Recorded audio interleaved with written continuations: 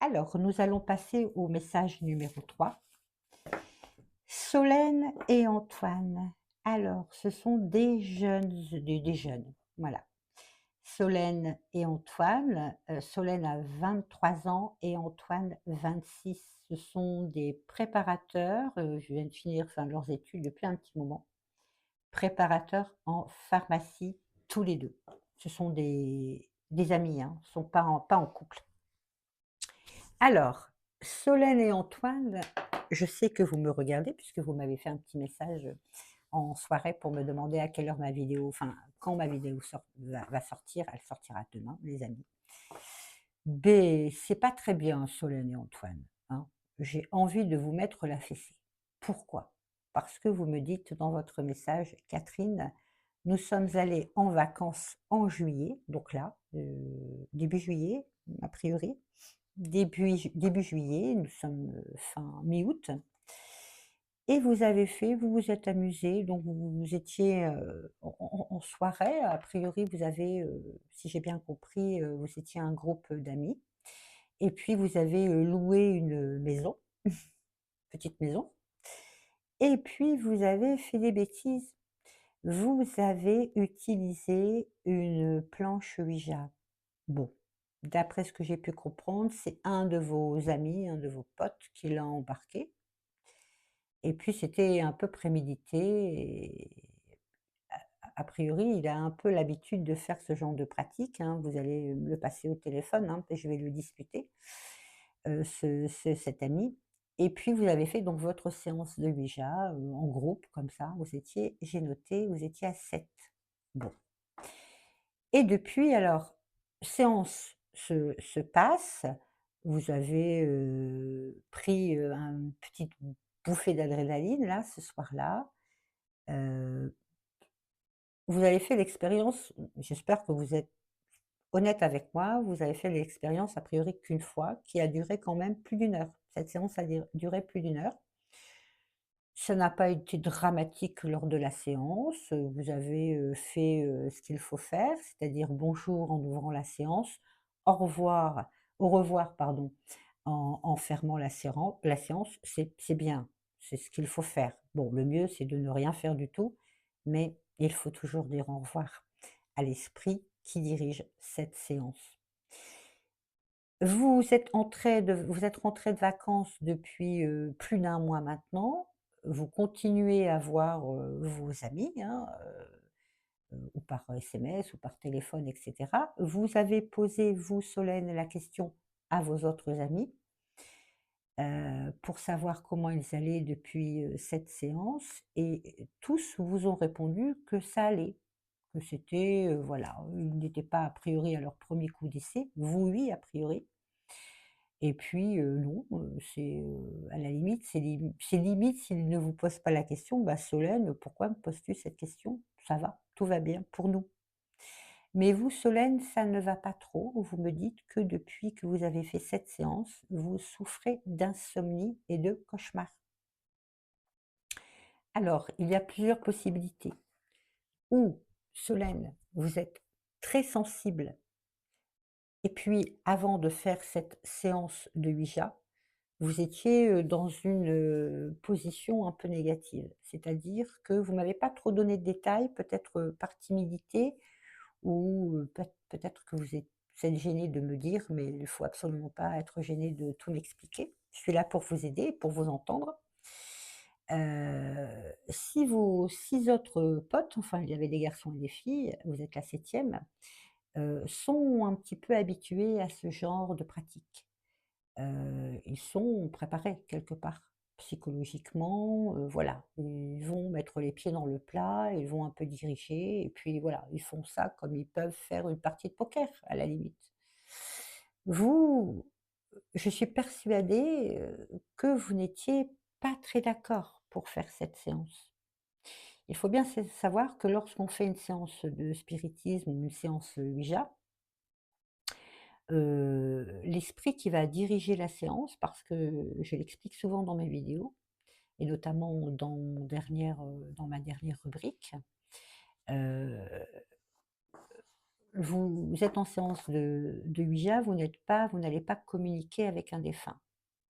Vous allez ouvrir, alors cette fois-ci, c'est pas du tout comme avec, Corinne, hein, vous allez vraiment ouvrir un portail. Vous n'allez pas ouvrir une porte, vous allez ouvrir un portail en grand. À partir du moment où vous commencez votre séance, vous allez vraiment ouvrir un portail en grand.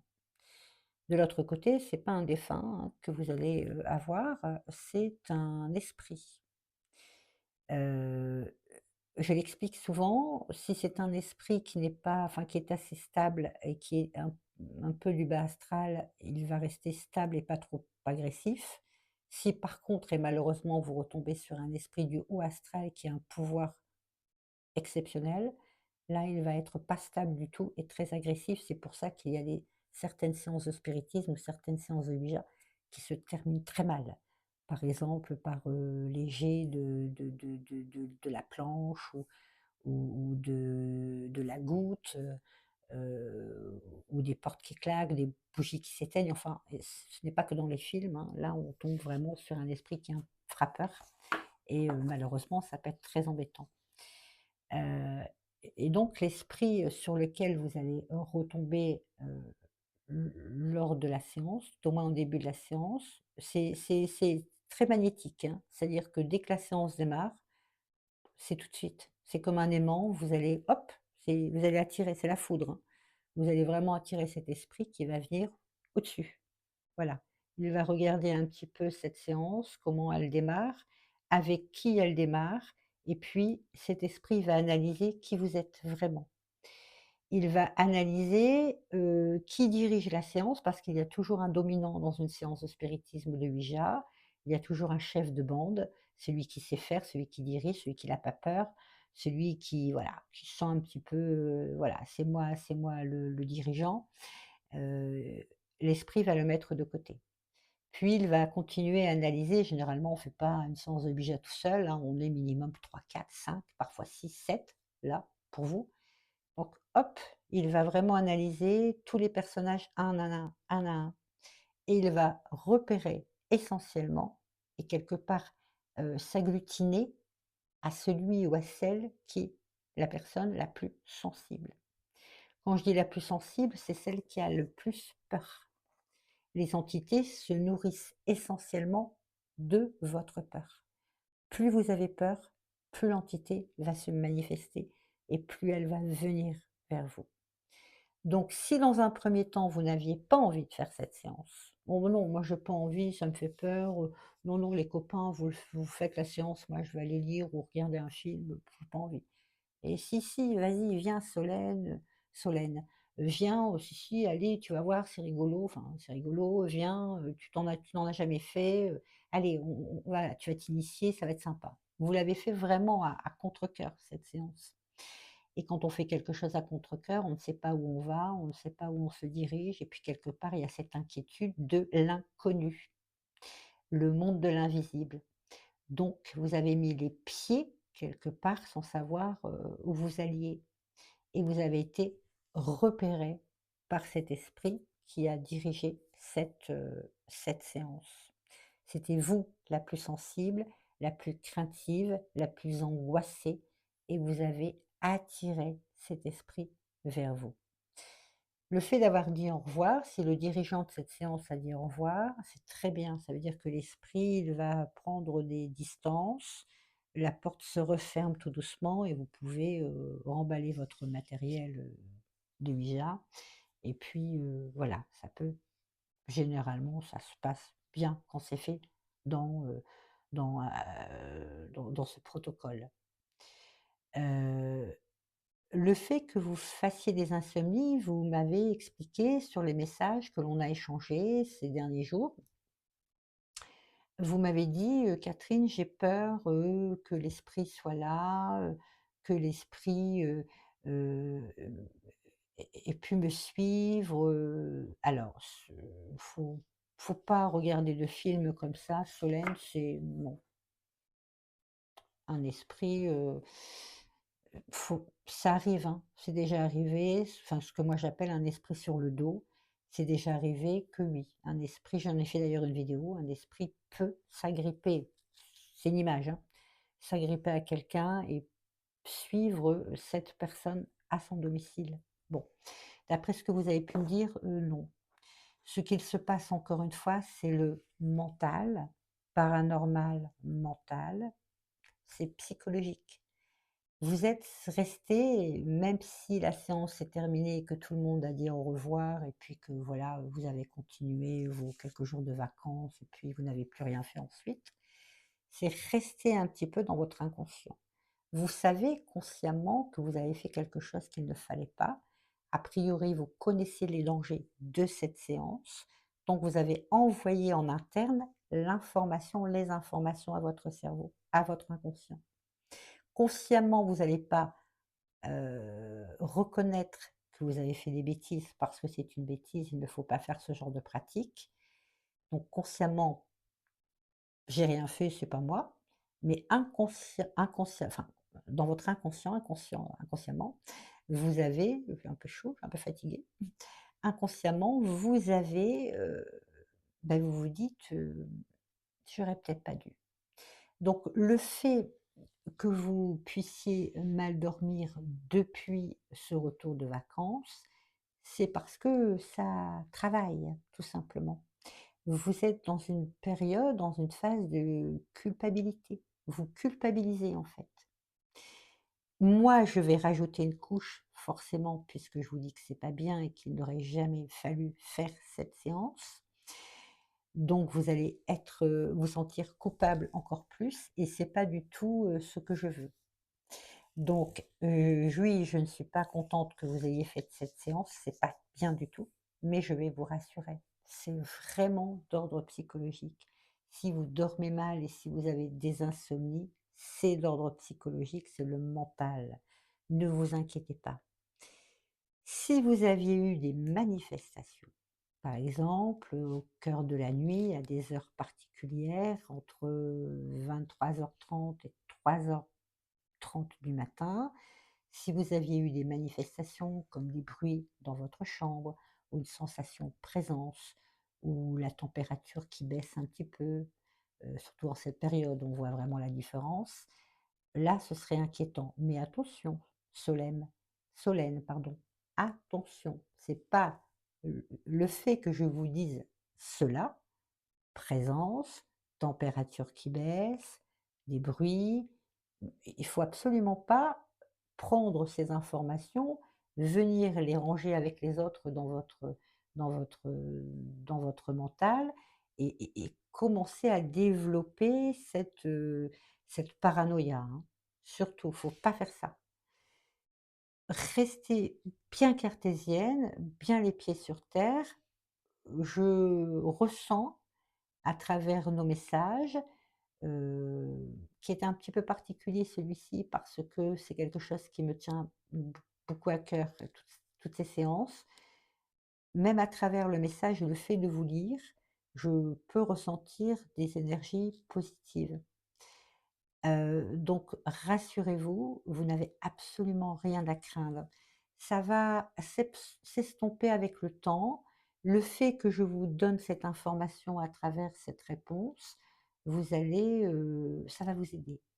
Psychologiquement, vous allez vous sentir rassuré et puis avec le temps, vous allez, passer ce cap un peu compliqué. Mais mon conseil absolu, mon conseil premier, ma chère Solène, c'est de surtout ne plus recommencer cela. Parce que même si vos amis, même si vous ne partez pas en vacances encore une fois, mais ça peut se faire chez vous, un week-end ou chez eux, Si on vous demande encore une fois de faire cette séance, surtout non, stop, pas du tout.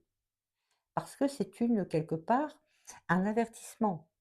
Le fait que vous puissiez ressentir, un peu ce malaise et puis mal dormir, être insomniaque comme ça, ce qui est pas vos habitudes a priori, c'est c'est un c'est les feux là, hein, les feux qui se mettent un petit peu à l'orange. Vous avez, votre cerveau qui a un peu mal réagi lors de cette séance et puis vous êtes en train de payer un petit peu l'addition. Donc attention, là par contre méfiance, si jamais vous refaites une séance, ça peut être négatif cette fois-ci. Vous pouvez vraiment attirer cet esprit qui vous a senti très sensible, ce sera forcément pas le même esprit, hein. À chaque séance a son esprit, mais heu, il va vraiment il vous a senti très sensible au début. Quelque part, il vous laisse, pas dire une chance, hein, parce qu'ils sont vraiment, intransigeants. Mais vous avez eu la chance justement qu'ils ne vous suivent pas et que cela se termine mal pour vous. Donc surtout, restez-en là, plus de séances de Ouija ou de spiritisme, plus de rituels de ce genre, absolument pas avec les amis, hein. Vous leur dites: «Vous faites ça, tranquillement chez vous là, tout seul. Moi, je reste chez moi, je lis un bon bouquin ou je regarde un bon film». D'accord? Si jamais les insomnies, persistent et puis que de petites manifestations viendraient s'ajouter, vous me contactez, vous me faites un message et on parlera ensemble. Voilà Solène et Antoine, donc plus de séances de Ouija, que ce soit en vacances ou nulle part, on n'en fait pas, c'est très dangereux et regardez ma vidéo sur, la séance enfin vous m'avez dit que vous l'aviez regardée, c'est très bien. Je vous embrasse, merci de votre confiance et puis merci pour cette, question très intéressante. J'espère que j'ai pu répondre et n'hésitez pas si vous avez besoin d'autres conseils. Sachez que je suis là en tous les cas. Alors, je vais passer maintenant à la petite fiche numéro 4, Shana. Donc c'est voilà, c'est pas son prénom, c'est un petit surnom. Voilà, c'est très mignon. Alors Chana, j'ai pris cette question parce que c'est pas que ça n'a rien à voir avec ce que l'on vient de voir, mais c'est intéressant et puis ça va donner une petite note, différente de ce que l'on a pu voir avant. Chana a 30 ans et elle me pose une question. Catherine, je bats les cartes moi-même, en tant qu'amatrice et je consulte, des voyantes. Donc elle aime bien, elle consulte des voyantes, elle a sa voyante et puis de temps en temps elle change et elle consulte pas mal. C'est bien et elle me pose une question parce qu'elle a un doute. Elle a vu effectivement sur YouTube, je n'en ai pas parlé, donc ça vient pas de moi et je pense qu'elle me l'aurait dit. Elle a vu sur, YouTube, sur un tutoriel ou sur une vidéo, elle a vu, que lorsqu'une voyante bat les cartes, une carte qui même elle, hein, même si Shana se bat les cartes, elle-même, heu, lorsqu'elle bat les cartes, lorsqu'elle fait son battage de cartes, s'il y a des cartes qui tombent ou s'il y a une carte qui tombe et ça oui, effectivement, j'en ai peut-être parlé dans un tutoriel, je pense. Est-ce que l'on doit prendre en compte ces cartes qui tombent? Shana me pose cette question. Alors ma réponse est claire, nette et précise: «Oui, oui, oui» avec un grand O. Surtout, cartes qui tombent sont des cartes qui annoncent. Lorsque vous faites votre battage de cartes et qu'il y a une carte qui tombe ou 2 cartes, c'est que, encore une fois, l'esprit ou les énergies qui sont dans la pièce lorsque vous tirez les cartes vous annoncent vous annoncent qu'il y a d'autres informations. Si par exemple vous faites votre battage de cartes et que vous faites un général dans votre tirage, et que vous allez prendre dans votre tas de cartes, après avoir fait votre coupe, 13 cartes, souvent c'est 7 ou 13, mais c'est toujours en chiffre impair. On va partir par 7, avec 7. Vous étalez vos 7 cartes pour pouvoir ouvrir votre premier tirage de général et si vous avez fait tomber, allez 2, 3 ou 4 cartes ou même 10 cartes au battage, Surtout, ne les remettez pas dans votre tas de cartes. Vous les mettez sur le côté, face cachée, et puis vous viendrez les rajouter à la fin pour compléter, améliorer, évoluer votre lecture. Des cartes qui tombent, ce sont des cartes qui annoncent. J'ai déjà vu justement sur YouTube une voyante en particulier sur sa chaîne qui fait des tutoriels et qui bat les cartes et puis elle parle en même temps et on voit les cartes qui tombent et elle les prend, elle les remet dans son tas, quoi. Non, c'est des cartes qui tombent, ce sont des cartes, elles sont peut-être même plus importantes et plus, affirmatives que les cartes que vous allez choisir vous-même avec la concentration ou que vous allez faire choisir par votre consultante. Lorsque je consultais, que je faisais mes tirages de cartes et que je faisais mon battage de cartes, même si ma consultante en avait choisi 7 parce que je lui ai demandé d'en choisir 7 et que j'en avais fait tomber une ou 2 ou 3 ou 4 avant, je les avais mis discrètement sur le côté, je lisais la lecture de ces 7 cartes, que m'avait choisi ma consultante et puis j'allais rechercher à la fin les cartes qui étaient tombées, je les retournais et puis j'ai essayé de faire une lecture, de les globaliser, ensemble, tout ensemble et ça apporte forcément des informations très, très intéressantes. Une carte qui tombe, des cartes qui tombent, ce sont des cartes qui annoncent. Surtout ma chère, Chana. Donc, continuez à vous tirer les cartes, continuez, à aller voir vos voyantes. Vous me dites qu'une en particulier, toutes les autres font un peu ce que je vous ai expliqué, c'est-à-dire que lorsque vos voyantes que vous allez consulter, lorsque les cartes tombent, leurs cartes, ces cartes tombent, elles les ramassent et elles les lient, donc c'est très bien, elles font très bien leur travail. Par contre, une en particulier remet dans les cartes dans le tas de cartes. Bon, je n'ai pas eu le temps d'approfondir la conversation avec vous. Je ne vais pas vous conseiller de ne plus aller voir cette voyante, mais généralement, oui. Généralement, des cartes qui tombent, c'est même bien pour nous en tant que voyante, parce que ça nous apporte un petit peu de matière. Et puis, on peut avoir justement plus de cartes à lire et à travailler dans nos tirages. Donc, Chana, oui, oui, oui. Une carte qui tombe, c'est une carte qui annonce. Des cartes qui tombent sont des cartes qui annoncent. Surtout, surveillez bien lorsque vous allez voir une nouvelle voyante. Vérifiez qu'elle ramasse bien ses cartes et qu'elle puisse vous les proposer dans votre tirage. Et puis même vous, maintenant, vous le savez, Chana, lorsque vous vous faites tirer, enfin, lorsque vous vous tirez les cartes vous-même et que vous faites votre battage, surtout, les cartes qui tombent, vous les lisez. D'accord? N'hésitez pas à me poser des questions si vous voulez évoluer dans vos tirages. Je suis là pour vous aider. Merci pour votre confiance, Chana. Et puis, je vous dis à très bientôt. J'espère que j'ai répondu à votre question. N'hésitez pas, vous savez où me trouver sur Instagram, en tous les cas, puisque je vous ai rencontré là-bas. Allez, je passe à la dernière question, les amis, qui est très intéressante aussi. Je pense que je perds ma pince. Hop, voilà. Tellement chaud, moi. Mais j'ai vu que j'ai perdu ma pince. Pardon les amis, hein, mais vous savez comment je suis, hein, je suis très naturelle avec vous. Bon, les amis, la 5e et dernière question qui vient de Pauline. Très joli prénom. Pauline qui a 65 ans, c'est une retraitée, une jeune retraitée active. Elle fait du sport, elle fait plein de choses, elle voyage.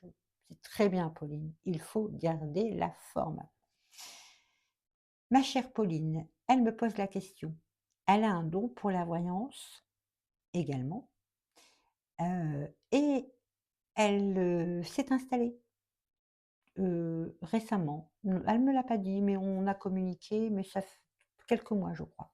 Quelques mois qu'elle est installée, professionnellement en tant que voyante et d'ailleurs elle a regardé ma vidéo «Comment s'installer, en tant que voyante professionnelle». Cette vidéo l'a encouragée à s'installer et a priori, elle me dit qu'elle a eu de cette vidéo de très bons conseils. Merci beaucoup Pauline, ça sert au moins à quelque chose, ces petites vidéos.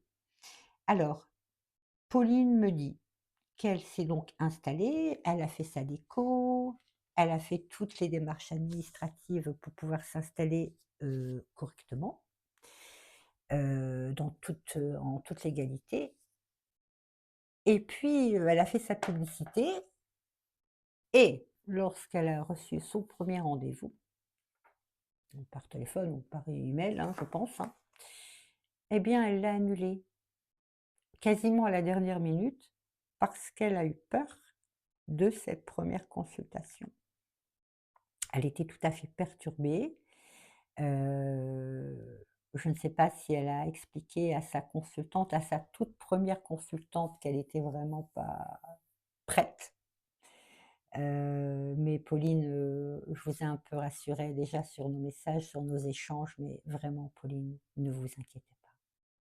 Ce n'est pas grave. Il faut absolument pas vous décourager parce que vous avez eu une bouffée d'angoisse à votre première consultation.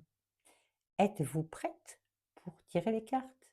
Alors, vous avez un don, je ne mets absolument pas en doute vos possibilités de voyante. C'est pas ce que je veux dire. Je suis certaine que vous êtes une très bonne voyante. Mais êtes-vous prête pour rencontrer du public?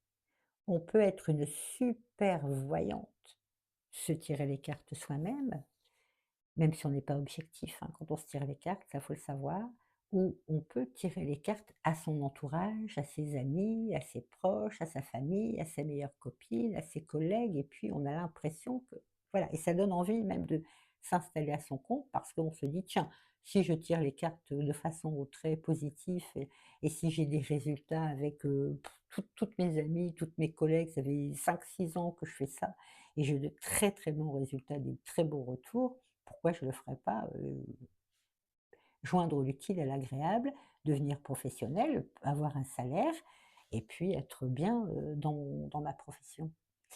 Alors ce sont 2 choses différentes, hein, entre se tirer les cartes avec des amis et puis, s'installer et le faire à un public extérieur que l'on ne connaît pas. Moi, j'ai démarré comme ça, hein. J'ai commencé à tirer les cartes à ma meilleure amie, à mon frère, à mon voisin, et puis je me suis dit: «Je m'installe», mais c'est complètement différent, hein. La personne que vous allez recevoir ou les personnes, les consultants, consultantes que vous allez recevoir, viennent, vous exposer, leur vie quelque part et vous allez, déchiffrer, dévoiler, analyser, annoncer leur avenir. Si vous le faites avec votre meilleur pote, et puis vous vous êtes un peu trompé, c'est pas grave, hein. «Ouais, ouais, tu t'es trompé. Bon, bah, écoute, tu étais pas en forme». On ne peut pas faire ça avec une cliente, hein, qui vous paye et qui compte sur vous, hein. Très important, hein, si vous lui annoncez des choses graves, la maladie, le décès, la perte d'un travail, la perte d'un proche, c'est pas comme si vous le faisiez à votre meilleur pote, hein. Donc ma chère Pauline, pas d'inquiétude. Mes conseils: ne cherchez pas à vous, perfectionner, dans votre domaine. Je suis persuadée, je vous ai posé quelques petites questions pièges, vous m'avez très bien répondu. Donc je sais que vous êtes une très bonne voyante. Donc, n'insistez pas, n'insistez pas à vous perfectionner, dans le tirage de cartes. Ce que vous pouvez faire éventuellement, c'est de demander à votre entourage, de vous présenter, des proches, des proches, des proches, de leur côté, que à la limite vous ne connaissez pas, que vous n'avez jamais vu, quoi. Je ne sais pas, je vais prendre un exemple, où votre meilleure amie, une collègue de travail, vous demandez à votre collègue de travail qu'elle vous présente, heu, une cousine ou une voisine, par exemple. Je suppose que vous ne connaissez pas la voisine de votre collègue ou une cousine de votre collègue. Donc essayez de former un groupe, de cobayes quelque part que vous ne connaissez pas. Recevez-les, chez vous ou déplacez-vous chez ces personnes-là, si elles ont du temps et si elles sont OK pour jouer le jeu. Vous allez être face à des personnes étrangères. Même si c'est la cousine de votre meilleure copine ou même si c'est la voisine de votre super collègue, bah, ça reste une étrangère, hein, pour vous. Donc vous pouvez, demander à ce collègue ou à cette collègue ou à cette voisine d'accompagner ces personnes, mais je vous le déconseille. je vous conseille plutôt de les recevoir ou d'aller voir ces personnes avec leur accord et puis vous ficelez bien ça ensemble, vous faites un petit rendez-vous un dimanche, un jour où ces personnes ont le temps. Voilà, il faut qu'elles comprennent et puis je pense qu'elles vous rendront ce service, justement, pour faire plaisir à leurs proches. Essayez de vous programmer, une une journée, par exemple, ou une après-midi où vous pourrez en recevoir 2 ou aller voir 2 personnes que vous ne connaissez pas du tout, Pauline. Du tout, et sans être accompagné justement des personnes que vous connaissez, pour que vous puissiez être, face à vraiment des personnes étrangères. Alors la différence va être importante, c'est-à-dire que vous allez être face à des personnes étrangères, mais quelque part un peu rassurés, puisque là encore, une fois inconsciemment, vous allez vous dire: «Tiens, c'est la voisine de ma meilleure amie, je la connais pas du tout, mais voilà, ça reste un peu dans mon cercle, un peu de connaissances. Si jamais je me trompe, si je suis pas à la hauteur, voilà, c'est quand même, allez, la voisine de ma meilleure amie. C'est pas bien méchant. Mais quelque part, ça vous fait quand même être travailler face à une étrangère. Donc petit à petit, vous faites ça, vous prenez le temps. Vous n'êtes pas un mois, 2 mois, 3 mois près, Pauline, pour vous installer vraiment. Enfin, vous êtes déjà installé, mais pour recevoir du public. Faites ça à votre rythme, régulièrement, par exemple, une personne ou 2 par semaine. Vous allez vous habituer et avoir des personnes qui ont vraiment ce physique vraiment que vous ne connaissez pas du tout et puis ça va quelque part vraiment vous habituer à être un visage un peu, étranger tout en ne prenant pas de risques. Si vous vous trompez, c'est pas grave, de toute façon, vous faites ça comme ça, laissez, hein, vous ne ferez pas payer et puis vous faites ça, voilà, dans votre un peu comme dans une formation. Vous allez vous auto-former quelque part et vous allez voir que petit à petit, quand vous allez rencontrer, 3, 5, 10, 15 personnes, pardon, excusez-moi, vous allez j'ai la gorge un peu sèche. Vous allez petit à petit être vraiment dans l'ambiance et puis vous allez tout naturellement, mais tout naturellement, à un moment donné vous dire: «Ça y est, moi je suis prête, je ne tire plus les cartes à mes meilleurs amis, je ne tire plus les cartes à mes collègues.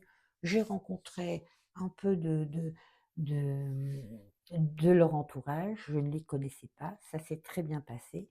C'était des étrangers et des étrangères pour moi. Je suis prête à recevoir du public complètement étranger dans mon cabinet». Faites vraiment cette étape, passez cette étape, Pauline, pour vous habituer.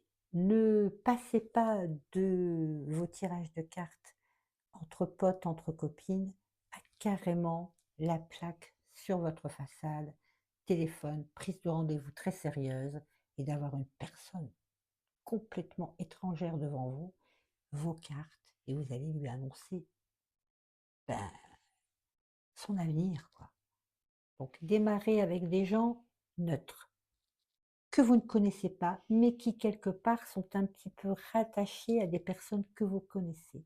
Ça reste dans un cercle rassurant et vous allez pouvoir faire votre formation de cette façon.